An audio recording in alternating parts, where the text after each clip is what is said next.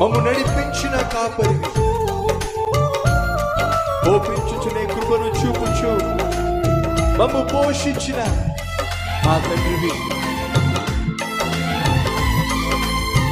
తండ్రి నీవే, యేసయ్యా నీవే మా తండ్రివయ్యా, నీవే మా తల్లివి, మా కాపరి, మా ఊపిరి నీవే.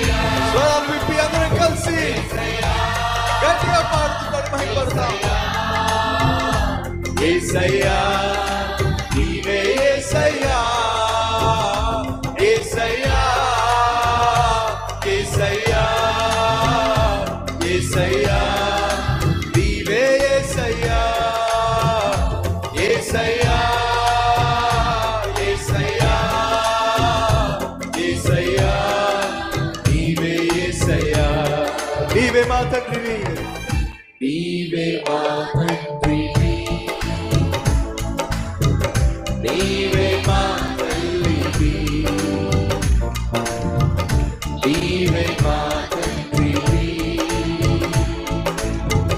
నీవే మా తల్లివి.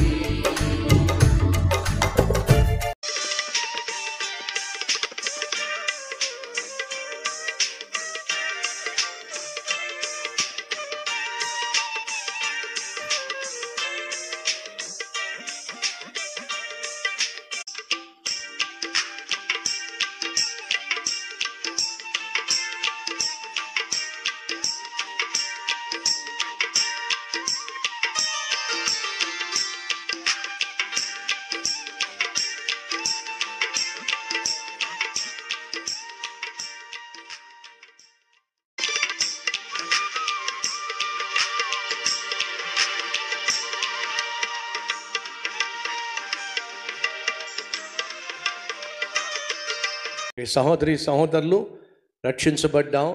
రెండో గుమ్మం దగ్గరికి వెళ్ళాలి. ఏమిటి? రక్షకుణ్ణి ఇతరులకు పరిచయం చేయాలి. ఈరోజు మీరు ఓ తీర్మానం తీసుకుంటారా? ఉపవాస ప్రార్థనకు మీరు ఉపవాసం ఉండి వచ్చారు అని అంటే ఖచ్చితంగా మీరు దేవుణ్ణి బహుగా ప్రేమించేవాళ్ళు అని నేను నమ్ముతున్నాను.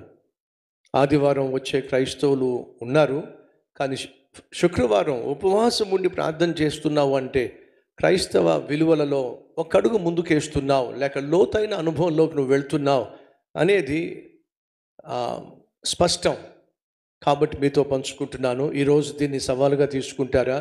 ఏ చిత్రము బెస్ట్ ప్లేస్కి వచ్చింది చెప్పండి. ఏ చిత్రాన్ని బెస్ట్ ప్లేస్ ఇచ్చారు? ఫస్ట్ ప్లేస్ ఇచ్చారు. ఒకడు మరొకడిని రక్షిస్తున్నప్పుడే ఆ చిత్రానికి ఫస్ట్ ప్లేస్ ఇచ్చారు.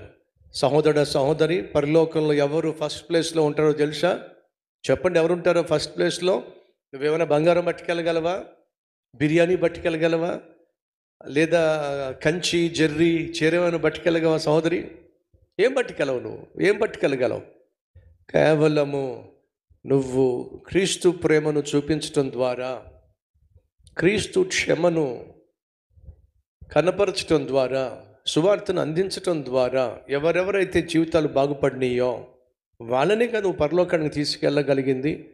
ఆ పరలోకానికి తీసుకెళ్ళేటటువంటి వారు వారు వెళుతూ వెళుతూ ఎందరినైతే తీసుకెళ్తారో వారు కదండి దేవుని దృష్టిలో బలా నమ్మకమైన మంచి దాసుడా. అడుగుతున్నాను సహోదరి సహోదరులు, ఈరోజు దీన్ని సవాలుగా తీసుకోండి.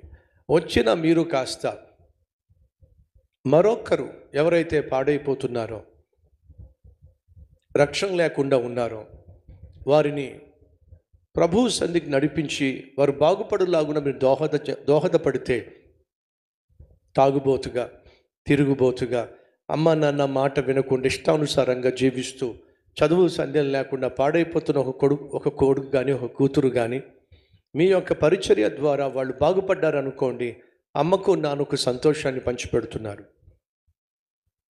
ఆ గయ్యాలి భార్య వల్ల కుటుంబంలో నరకం, ఆ తాగుబోతు భర్త వల్ల కుటుంబంలో నరకం, బిడ్డలకు భవిష్యత్తు లేకపోవడం. అలాంటి వారు ఒకవేళ బాగుపడ్డారనుకోండి, ఆ కుటుంబం సంతోషంగా ఉంటుంది, ఆ బిడ్డలకు చదువు అందుతుంది, వాళ్ళు రేపటి దినాన బాగుపడగలుగుతారు. దానికి ఆధారం నువ్వు చేసిన సహాయం.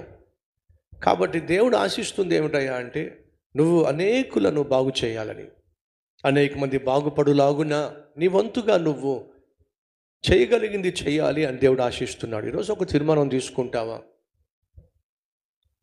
ఆ చిత్రంలో బాగుపడుతున్న ఒకడు ఏం చేశాడు? మునిగిపోతున్న మరొకడిని చేత్తో పైకి తీసుకొస్తున్నాడు. ఆ విధంగా నువ్వు మరొకడిని చేత్తో నువ్వు బాగు చేయగలిగినటువంటి దేవుని సన్నిధికి నడిపించగలిగితే, దేవుని దృష్టిలో నువ్వు శ్రేష్టమైన వాడివి అనే వాస్తవము మర్చిపోవద్దు. మీలో ఎవరైనా ఈ సవాలును స్వీకరిస్తారా?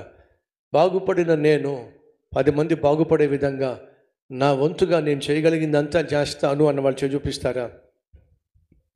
చెయ్యి అయితే చూపించాను, కానీ వచ్చేవారం ఏం చేస్తారు? మళ్ళీ హ్యాండ్ ఇచ్చేస్తారా? ప్రయత్నం చేయండి. లోతైనటువంటి పాఠాలు నేర్చుకుంటున్నాం కదా, లోబడ్డం కూడా మనం నేర్చుకుందాం, లోపాలను సరిచేసుకుందాం, లోకాన్ని రక్షించే ప్రయత్నం చేద్దాం.